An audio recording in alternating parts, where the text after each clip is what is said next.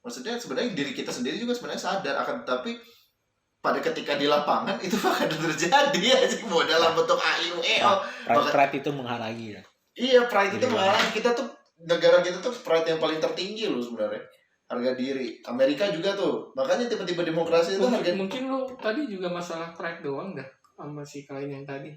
Yang mana? Yang tadi. Kalau itu emang pride anjing. Masalah pride. Itu masalah pride itu. Tapi mungkin ya, gue mikir mungkin emang di dianya nggak berniat nge-insult emang, tapi dianya aja pembawanya emang begitu mungkin gue pikirnya. Iya. Cuman gara-gara itu lewat chat jadi kan pride. Jadi kan lu mikirnya kayak karena kalau gue kan hitungannya kayak ngelihatnya gue kerja capek, deadline di segala macem, karena gue mainin perasaan. Kalau orang Amerika mah kagak. Iya, sebenarnya komunikasi lewat chat tuh suka salah paham. Bagus tuh komunikasi lewat langsung telepon gitu. Jadi kita tahu dia maksudnya nadanya gimana. Apa gara-gara lewat chat kan juga mungkin gara-gara itu. Mungkin dia bilang I'm not insulting you. Mungkin emang bener, tapi nggak tahu juga. Atau emang dia sebenarnya buru-buru. Nah itu nggak tahu juga kan, itu kan masalah pride. Makanya kebanyakan masalah cuma gara-gara komunikasi doang gitu. Tapi sebenarnya komunikasi itu bisa diselesaikan dengan cara bukan menerima ya, istilahnya mah kayak masuk akalnya untuk dilaksanakan gitu kan sebenarnya. Pada dasarnya kan kayak gitu. Ketika kita melaksanakan sesuatu, menurut lu itu masuk akal nggak dan bisa nggak dilaksanain, dan lu akan berpikir ketika dilaksanain apa yang jadi akibatnya, kan kayak gitu sebenarnya. Cuma saat ini yang dilakuin adalah untuk keperluan ya emang untuk masing-masing ujung-ujungnya. Kenapa? Karena capek mikirin yang kayak gitu. Kita tuh bukan tipe orang yang mau riuh. Kita tuh pengennya kerja sesantu-santuinya, tapi gaji selangit-langit ya kan, nggak bisa gitu. Iya, ini situ pengen semuanya serba instan emang, karena serba instan. Ya.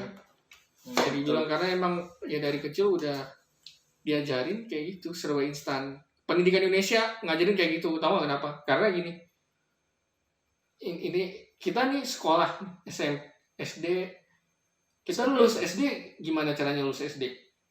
Ujian nasional doang terakhir 3 hari. Lu mau sebego-begonya lu selama sekolah dulu, kalau lu lulus ujian nasional lu bagus, lu ya nggak pintar. SD SMP gitu juga, SMA juga gitu. Lulus kuliah juga sebego-begonya lu selama kuliah, lu pas lulus sidang ya lu lulus. Makanya Indonesia itu pendidikannya ngajarin semuanya serba instan. Makanya sama sekolah nggak mau ribet kan gitu. Kayak terus ya udah lu ujian akhir bagus ya udah lu bagus. Jadi cuma ditentuin dari ya 3 hari 4 hari ujian. Sekolah lu selama 3 tahun tuh cuma ditentuin 4 hari. Cuma ditentuin dalam 4 hari lu bisa jawab pertanyaan itu. Makanya ada kunci jawaban, ada joki. Orang cuma ngandelin ya udah kunci jawaban aja, joki aja, beli apalah. Instan. Lulus, nilai bagus. Ya, selesai. Ngapain nggak selesai? Karena pendidikan Indonesia ngajarin semua serba instan. Akhirnya mindset orang Indonesia ke depannya mau semuanya instan gitu. Gue mau dapat duit banyak, tapi gue nggak mau effort banyak.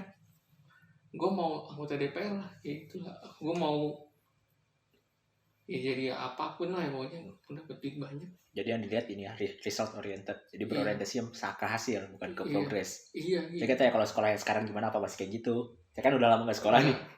Masih lah. Gitu. Mana ya gitu. Sebenarnya sekolah itu pendidikan yang kayak matematika gitu tuh sebenarnya bagus sebenarnya, akan tetapi kita itu tidak bisa kita itu tidak dapat membuat gimana caranya anak-anak tuh seneng, gitu aja. Kalau gue sih ngeliatnya permasalahannya itu, dan bukan masalah seneng juga ya, mungkin di sisi lain mereka menganggap itu sesuatu hal yang gue tuh pengennya ngelaksanain. Iya maksudnya, iya paham gue maksudnya ya. Gimana caranya anak sekolah tuh emang dia suka sama sekolah gitu, bukan terpaksa ya. Minimal minat lah. Minat. Iya minat tuh, kebanyakan terpaksa kan. Kalau kayak di Jepang memang mereka anak-anaknya emang ke sekolah tuh asik, seneng gitu ya. Iya. Ketemu teman-teman apa. Nah kalau di Indonesia kan kayak terpaksa, males apa. bangun jam Belajar 7 yoga, pagi. ya kayak gitu. Sebenarnya bukan masalah bangun jam 7 pagi, istilahnya sebenarnya mereka Itu juga masalahnya. Gue juga udah mikirin sih. Itu masalah pertama di kurikulumnya ya. Kurikulum anak SMP itu sama aja kayak lu S2. Jadi mata pelajaran yang matematika, fisika, biologi, kimia tuh kalau lu belajar di SMP itu sesuatu yang dipelajari di S2, bahkan di S1 itu nggak dipakai. Jadi gue pernah bawa soal SMA ke dosen gue udah lulusan S3 gitu. Pak, ini ada soal, gue pertama ngasih tahu itu soal SMP gue. Ini jawabannya gimana ya Pak? Dia kasih tahu ini. Dia ngajarin gue ini jawabannya ini, cara ngitungnya gini lah. Itu rumus matematika, kalkulus lah. Terus kamu ngapain nanya ginian? Emang ini dipakai di mana Pak? Ini mah nggak dipakai di selama kuliah ini nggak dipakai. Ini mah dipakai ntar kalau kamu mau bikin tesis di S2 buat penelitian pakai ini rumus. Oh ya, enggak itu Pak, itu soal saya ujian di SMP saya pakai gini. Terus dia kaget. Iya, dibilang oh gitu, iya emang kayak gitu kurikulum Indonesia sekarang. Jadi ironisnya di situ sih. ironisnya gitu, makanya Ketika orang memikirkan solusi untuk pendidikan, iya, yang dipikirkan adalah materi yang lebih banyak, materi yang lebih sulit, iya, di yang lebih awal. dan gitu makanya anak SMP nggak suka lah sama sekolah. Apa? Ya.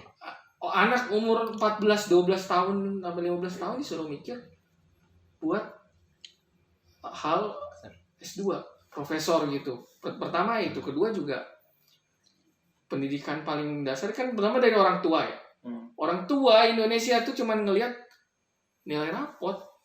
Mereka nggak peduli mereka di sekolah pergaulannya gimana. Mau nilai rapot bagus, nilai ulangan bagus, anak dipuji-puji lah, dibanggain, dikasih hadiah. Apa kalau nilai rapot jelek, diomelin, nggak dianggap kayak anak sendiri lah, apa kayak gitu. Anjing gue pernah tuh anjing dapat matematika 4 kabur gue anjing kak. Iya, lu takut kan? Ke teras Iya. gitu. Padahal itu hal yang harusnya ya udah Gue gitu. ngunci supaya gak dia marah-marahin Iya, gitu. Karena orang tua juga mindsetnya begitu, makanya Indonesia itu udah jelek dari awal, dari pendidikan, dari lu kecil juga udah rusak, udah busuk semua, makanya sampai ke atas, Besar-besarnya sampai atas, sampai DPR, sampai ketua itu udah busuk semua, jelek semua. dari masalah yang sebenarnya kecil loh, yang nggak diperhatikan sama orang. Masalah kecil. Pendidikan. Makanya negara yang maju tuh negara yang pendidikannya bagus. Jepang, Finlandia.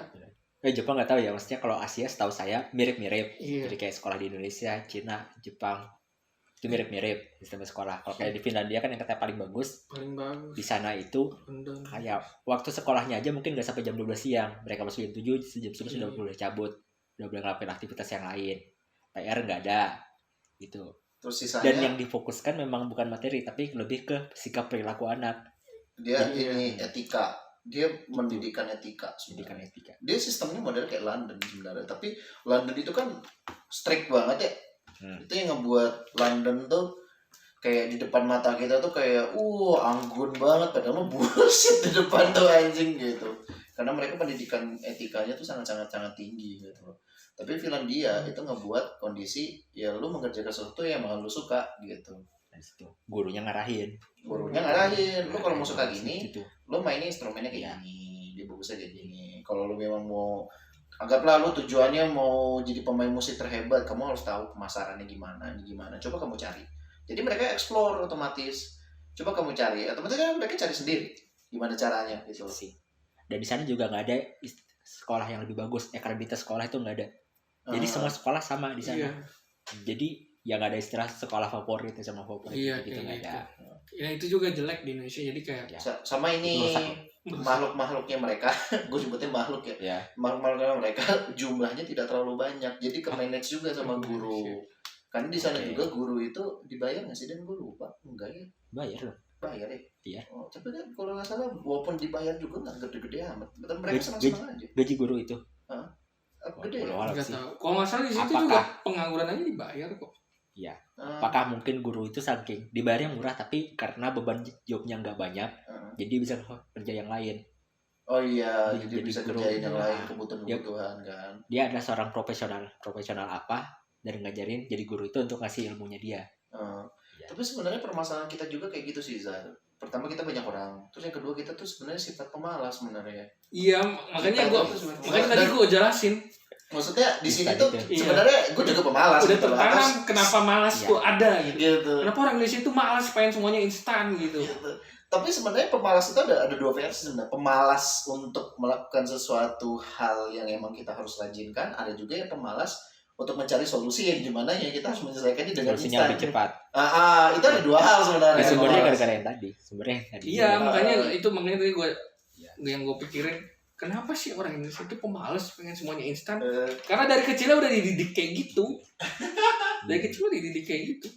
Semua kayak gitu, makanya itu ya inilah hasilnya Iya. pemalas semua manusia. Makanya kita lihat kenapa sih orang Jepang, misalnya orang Spanyol lah apa, mereka kok kerja niat banget gitu. Orang Cina ya mungkin pendidikan di sana ngajarin buat kayak gitu.